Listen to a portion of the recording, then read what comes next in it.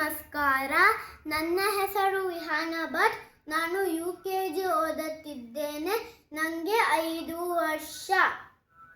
ಓಂ ಶುಕ್ಲಾಂಬರಧರಂ ವಿಷ್ಣುಂ ಶಶಿವರ್ಣಂ ಚತುರ್ಭುಜಂ ಪ್ರಸನ್ನವದನಂ ಧ್ಯಾಯೇ ಸರ್ವವಿಘ್ನೋಪಶಾಂತಯೇ ವ್ಯಾಸಂ ವಸಿಷ್ಠನಪ್ತಾರಂ ಶಕ್ತರ್ಪೌತ್ರಮಕಲ್ಮಷಂ ಪರಾಶರಾತ್ಮಜಂ ವಂದೇ ಶುಕತಾತಂ ತಪೋನಿಧಿಂ ವ್ಯಾಸಾಯ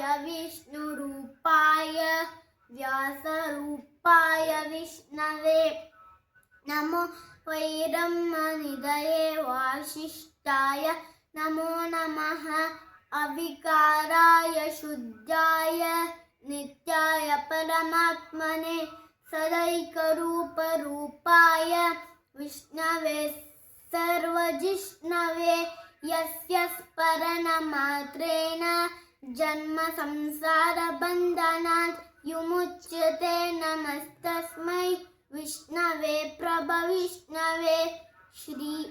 ಓಂ ನಮೋ ವಿಷ್ಣವೇ ಪ್ರಭವಿಷ್ಣವೇ ಶ್ರೀ. ವೈಶಂಪಾಯನ ಉವಾಚ ಶುತ್ವಾ ಧರ್ಮಾವಶೇಷೇಣ ಪಾವನಾನಿ ಚ ಸರ್ವಶಃ ಯುಧಿಷ್ಠಿರಃ ಶಾಂತನವಂ ಪುನರೇವಾಭ್ಯಭಾಷತಃ.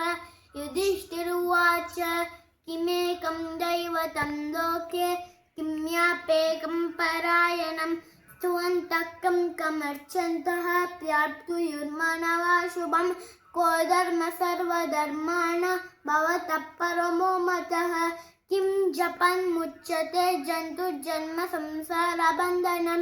श्री भीष्म उवाच जगत्प्रभुं देवदेव अनन्तं पुरुषोत्तमं स्तुवन्नाम सहस्रेण पुरुषस्ततो स्थितः. हरिः ओम्.